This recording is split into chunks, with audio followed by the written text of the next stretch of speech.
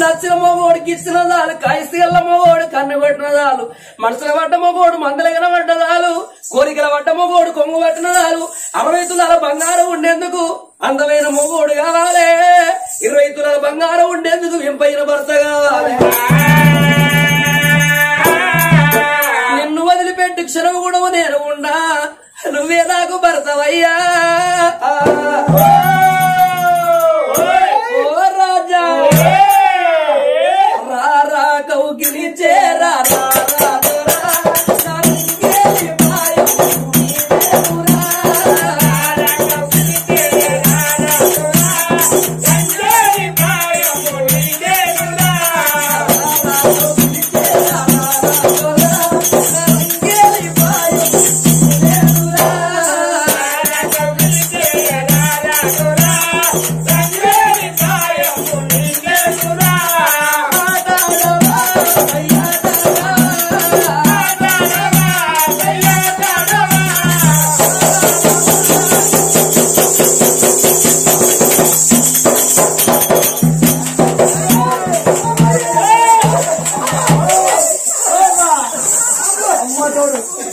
పడేసుకుంటే నీళ్ళు పడేసుకుని తొక్కు జాయి నీకు అత్తరైతారయ్యా నేను అత్తరైతా నేను పిల్లలు కన్నా తల్లి సబ్బును పడితే షాంపూ ఫ్రీ నీ ఫ్రీ కాలిపోని ఏం ఫ్రీ పరికి పోని షాంపూ ఎందుకే పరుగు పడితే మెత్త ఫ్రీ నా బిడ్డలు చేసుకుంటే నేను ఫ్రీగా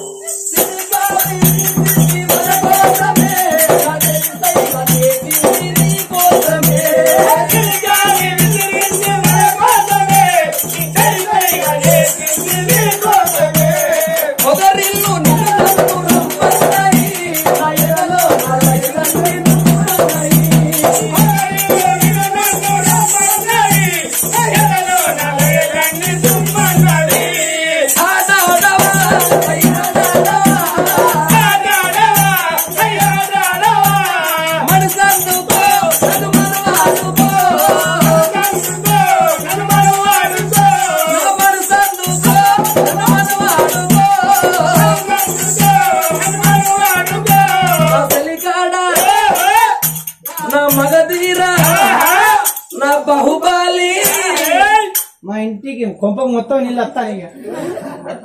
నా కొంప మునుగుతాంది బిడ్డ ఇక అరువులు పట్టి ఇక కొంచెం బయట మొత్తం గోడలు మునుగుతాయి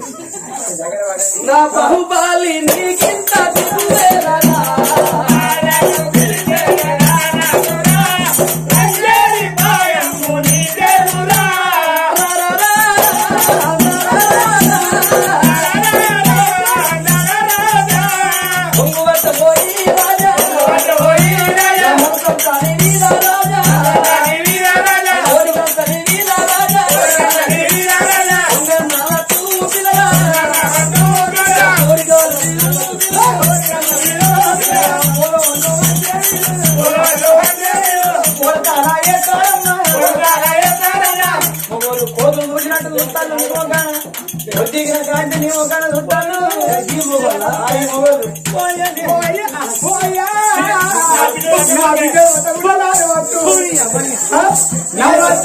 అమ్మతో నిన్ను ముట్టుకుంటే 6 నెలల దాకా జ్వరం పోతే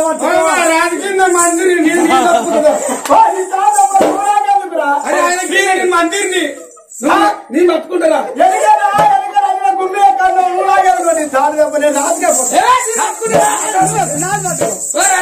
నాది పట్టుకో వద్దు వద్దు కళ వద్దు నువ్వు కులాల భోగండాలు నీతో నేను వస్తావా నీది ఆధారం నాకు పోతాను అని భోగంకర అందుకొని కొట్టరాని దెబ్బలు కొట్టి ముందుకు నడిచిపోతాడు నడుచుకుంటూ మీరు రాజు కళ్ళ చూసింది ఏ కీర్తి చక్రవర్తి రారమ్మని మీదికి వచ్చినందుకు నన్ను ముట్టపోతివి పట్టపోతివి అట్టంగా నువ్వు అటువంటి నాకు నువ్వు తెలుసుకో నువ్వు పారిపోతున్నావు నాకు దక్కని అటువంటి మగో నీకో ఆడదానికి దక్కకుండా చేస్తా అని మందు చెట్టు కాడికి వచ్చింది మరుగు మంద ఆకులు నాలుగాకులు పెరచేతుల్లో పెట్టి అటువంటి నలుసు పసరు తయారు చేసింది రాజు అడుగుల పసరు విండి ఏనాడు ఎనకు మరిందో ముందుకు పోయే రాజు ఉడి ప్రాణం తీసి ముందుకేసి ప్రాణం తీసి మళ్ళా ముందుకే ఎంగనే రాజు అడుగుల్లో పసరు విడిదా పసరు అటువంటి ఇమిడిపోయిన కొద్ది ఎండిపోయిన కొద్ది రాజు గుణం మారుతున్నది కీర్తి చక్రవర్తిది అడుగుల్లో పసరు ఎప్పుడు పోచిందో రాజా రాజు ముందుకెళ్ళిపోయే రాజు అబ్బా కళావాతాట ఏదిరా నా కళావాతి ఎక్కడా ఎక్కడా కళావాతి ఏదిరా నా కళావాతి ఎక్కడా ఎక్కడా కళావాతి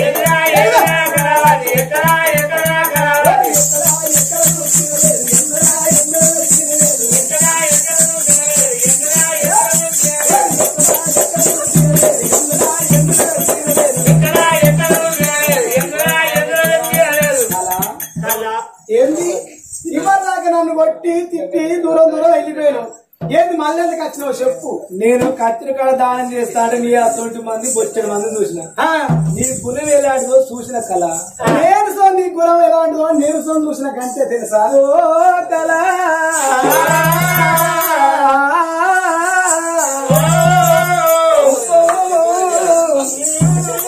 అంటానయ్యో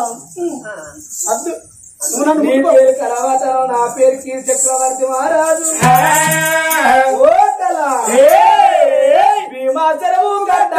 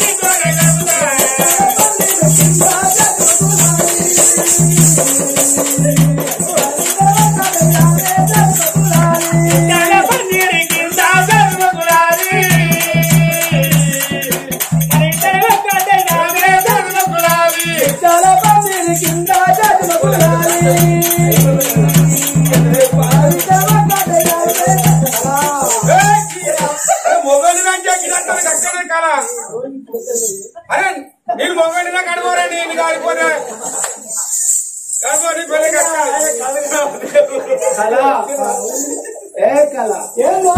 నువ్వంటే నాకు చాలా ఇష్టం నేనంటే నీకు చాలా ఇష్టమా? అవును. నేనంటే నీకు చాలా ఇష్టం అయితే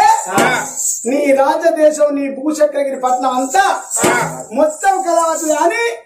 ఇగో తెల్లడి పేపర్ ఇస్తానా? ఇగో తెల్లడి పేపర్ నల్లడి పెన్ను బట్టి మొత్తం కలవచ్చు అని రాసిస్తాను.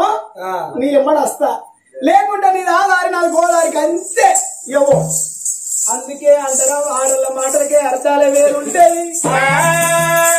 ఆడోళ్ళు మాట్లాడితే పేళ్ళ గొడవ పెట్టినట్టు ఉంటది.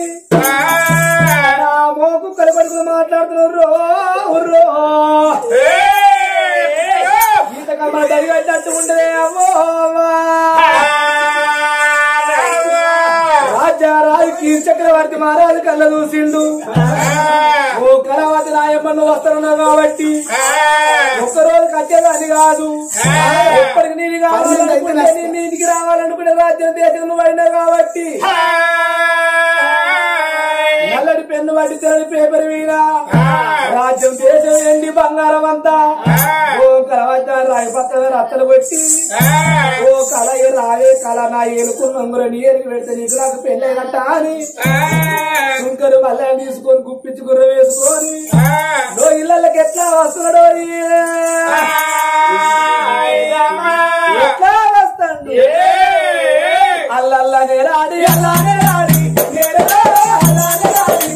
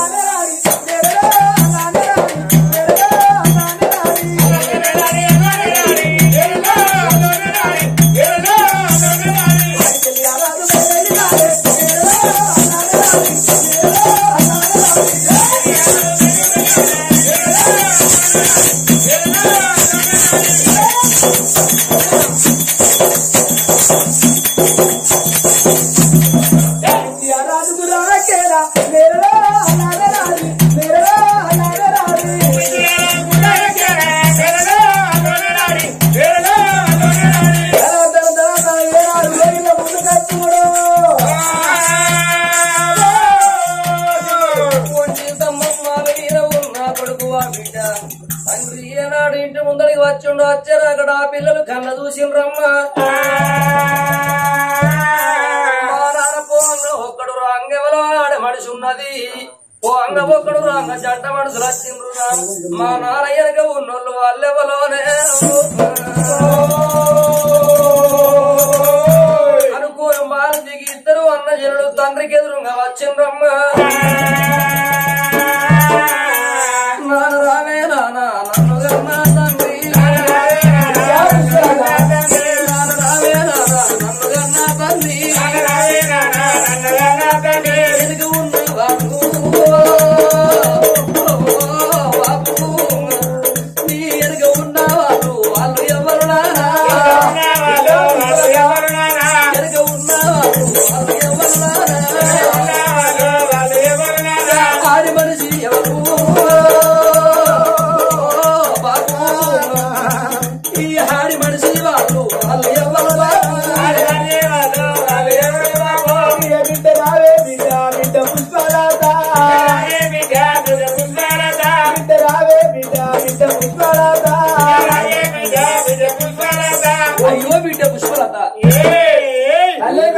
చిన్నమ్మ నాకు చిన్న భార్య బిడ్డ. అయ్యో అయ్యో ఎవరయ్యా వాళ్ళు? నా కొడుకు రత్నకళ మహారాజు, నా బిడ్డ పుష్పలత. ఏంది నీ కొడుకు రత్నకళ రాజు, నీ బిడ్డ పుష్పలత?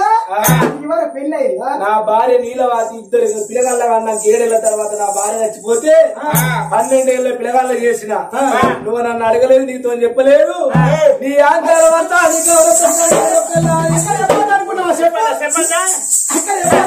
ఏ కళ నీ ఇష్టమైతున్నావు ఇంతకురా, అర్థమైతున్నావు నీ ఇంటికి నువ్వు వీకే కళ. నేను రాగా వీళ్ళందరూ చూడలేదా? నేను అట్టిగా పోతే ఏమనుకుంటారు? నేను ఓరు కానీ ఇక బిడ్డ పుష్పలత కొడుక రత్నకళ రాజా, ఇక మీ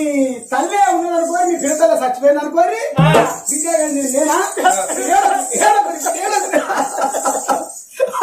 ఎన్నికలు కాదా నీళ్ళు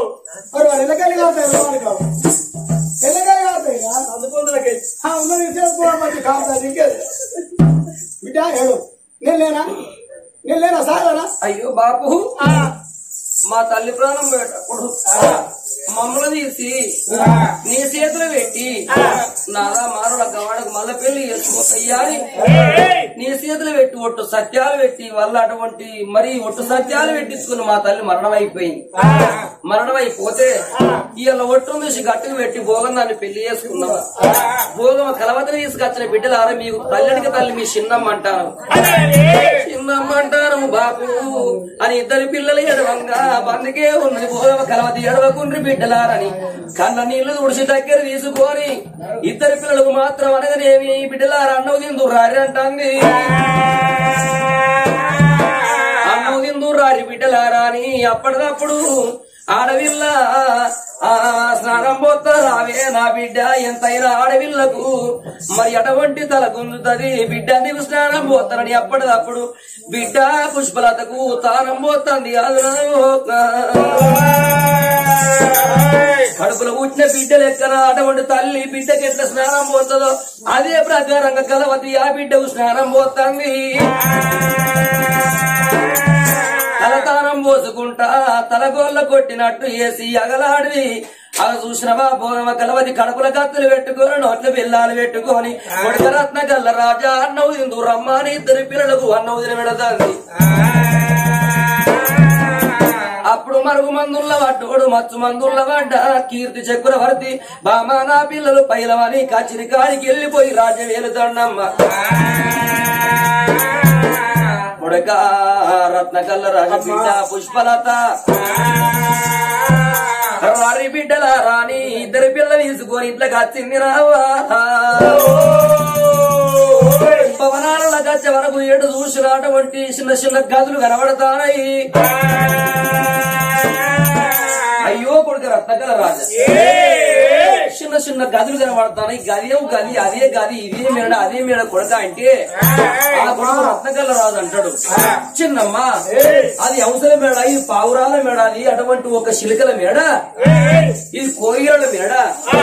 అమ్మా అని పిల్లగాడి చెప్పిండు. కానీ మరి గంట దూరాలు ఉన్నది అదే మేడ కొడక అంటే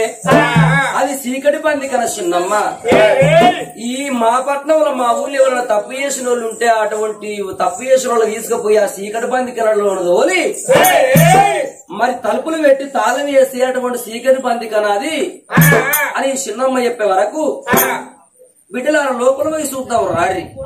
అని ఆ ఇద్దరు పిల్లలు తీసుకొని చీకటి బందికల కాడికి వచ్చింది. చీకటి బందికల కాడికి వచ్చి ఇద్దరు పిల్లలు వేసి మెడల వీర చేసి అటువంటి ఒక్క చీకటి బందికల లోపలికి దొబ్బింది. చీకటి బందికల లోపలికి దొబ్బి 2 తలుపుల దగ్గర పెట్టి ఉక్కు కొల్లాలు సిక్కుతాలేతంది కలవతి. ఉక్కు కొల్లాలు సిక్కుతాలేసి ఎనుగు మరినాది.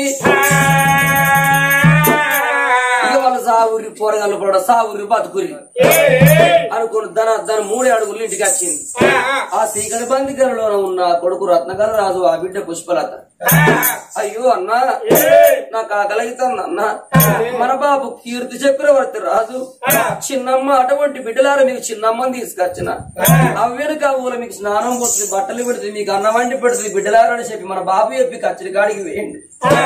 వచ్చిన రోజు 4 రోజులు మంచిగా చూసుకున్నది మన చిన్నమ్మ.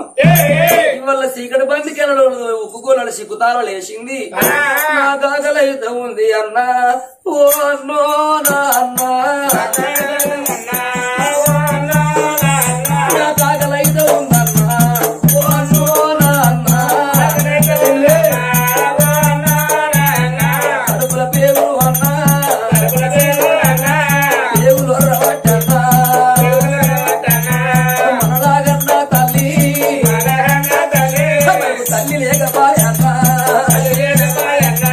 తల్లి తోడ పుట్టిరా చిన్నమ్మరు లేరన్నా పెద్దమ్మరు లేరన్నో ఎక్కడ ఎవరు లేరు మన తండ్రి అన్నా భోగము లేదు అన్నా భోగము దాన్ని అన్నో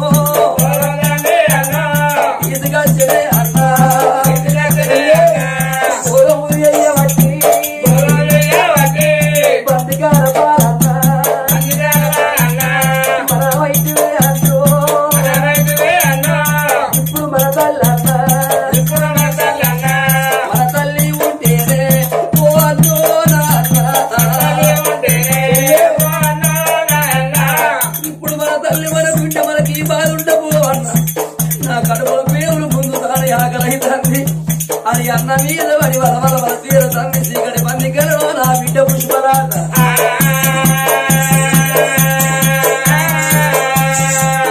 ఆ బిడ్డ పుష్పలత వల్ల తీరు తండ్రి అన్న అంటాడు రత్న కల్లరాలు చెల్లే మన రాతే గిట్టుండవచ్చు మన గీతే గిట్టుండవచ్చు చెల్లే నువ్వు ఎడవ కానీ చెల్లె కన్న నీళ్లు కొడుతాడు అన్న చేలను చీకటి బంది కరడం వల తీరుతాడు కలకల కన్నీళ్ళు తీస్తాంటే వాళ్ళ కంటి నీరు ఎండుకొండ కైలాసపతికి మేళ వండుతానమ్మ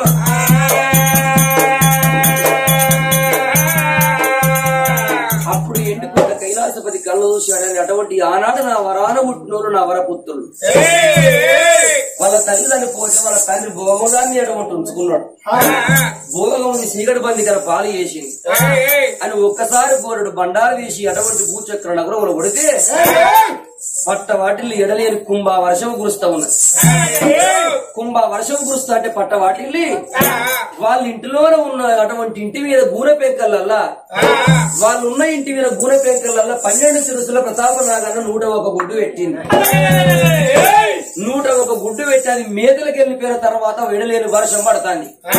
ఆ వర్షానికి 101 గుడ్డు పగిలిపోయి ఇంటికి తోటి అవతారం వేసుకుని నాగన్న పిల్లలు సూర్యునిళ్ళతోటి కింద పడతా అంటే ఈ చీకటి బందికలలో ఉన్న చెల్లె పుష్పలత అన్న వర్షం పడుతుందా సూర్యునిల్లు దాగి వర్షం నీళ్లు దాగి బతుకుతా నేను అని కిటికీలకి వెళ్లి దోషుడు బయటికి దాపి ఒక దోషుడు నీళ్లు తాగింది 2 దోషులు నీళ్లు తాగింది 3 దోషుల్లో నీళ్లు తాగుతాడని దోషుడు దాపే వరకు మురుకు నీళ్ళాయే గూర పెంకలకి వెళ్ళి నాగన్న గుడ్డు వగిలి ఎండుక తోటి అవతారము తోటి ఆ అడవిల్ల దోషిట్లగా వచ్చింది నాగన్న పిల్ల మురుకు నీళ్ళల్లో ఏరు పడక పుష్పలత తాగుద పుష్పలత కడుపులో పోతాంది నాగన్న పుష్పలత మన ఆకలైన కడుపు చెల్లె మట్టి పెద్ద చూసుకొని తిన్నాం కాబట్టి దూపలకైన కడుపు నీళ్ళు ఆయన కాబట్టి కడుపుకి అన్నం లేదు కంటి లేదు వంటికి సుఖం లేదు బాధపడకాని ఏనాడు అన్నదో చెల్లె కడుపులో నాగన్నా 3 రోజులకు 3 జాడలు ఎత్తి పెరుగుతుంది నాగన్నా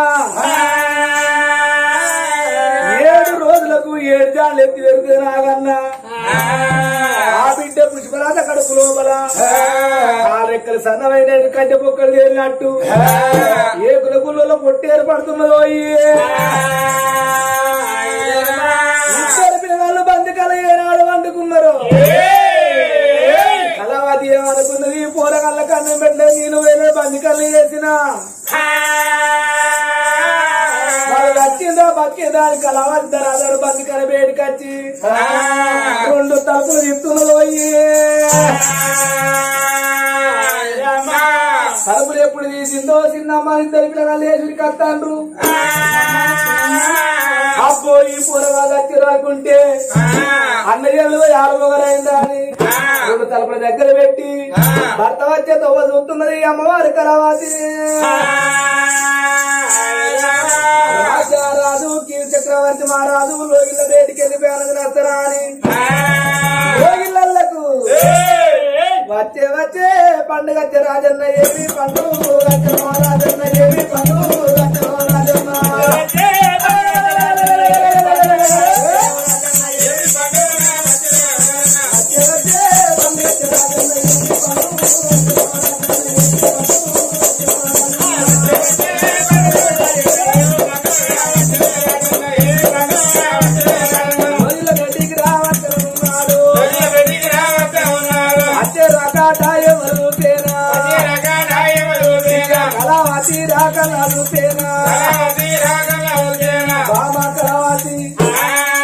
అన్నం పెట్టు అన్నం తిని కచ్చిరి పేరుకి వెళ్ళిపోతున్నాడు ఏనాడు కళావతున్నాడు కానీ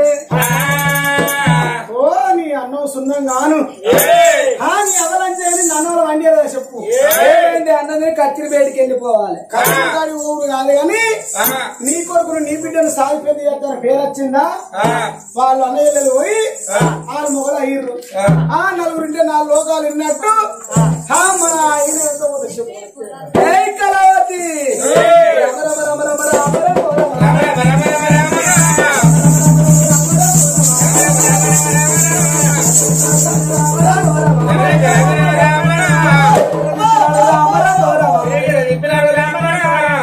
పట్టినాడు రామ రమో రమ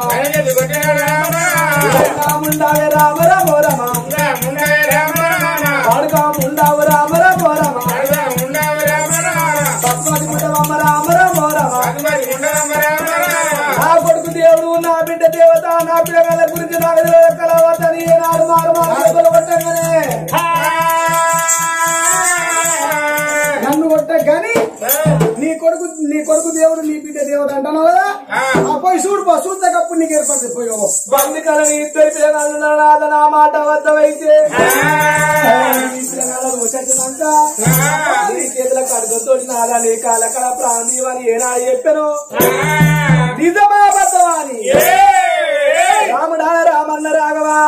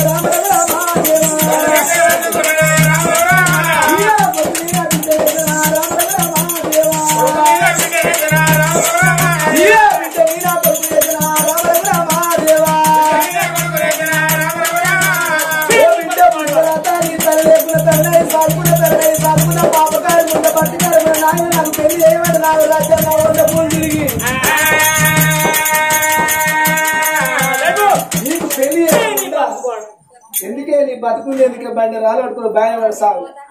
కప్పుడు గా బిడ్డ పుష్పలతనే అమ్మా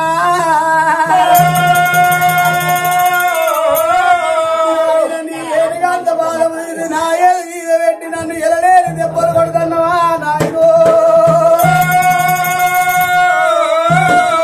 నాన్న రాదా నన్ను అన్న తండ్రి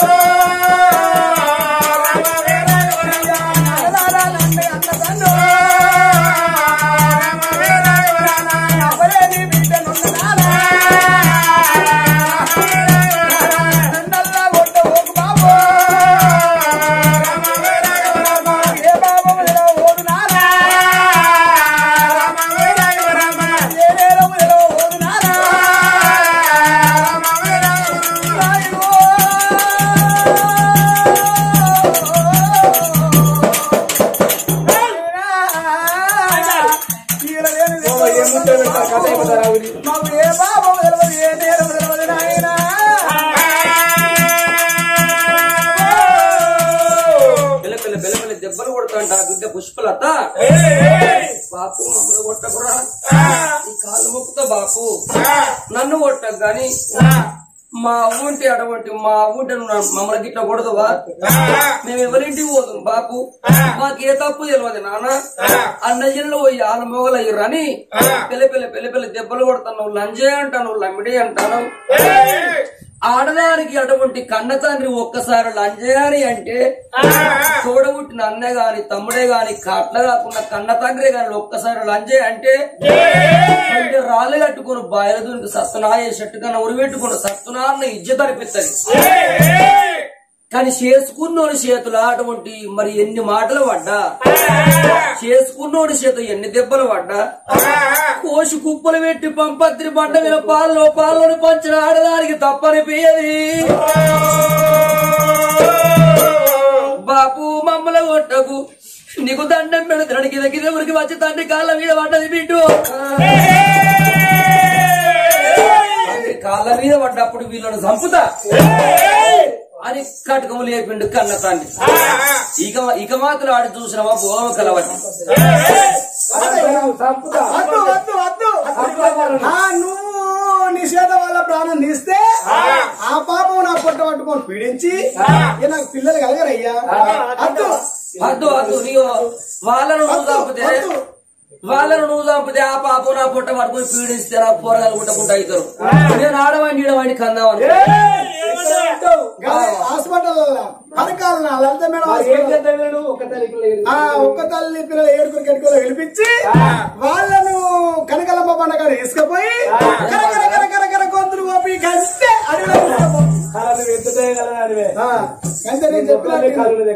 మరి నేను చెప్పినట్టు నీ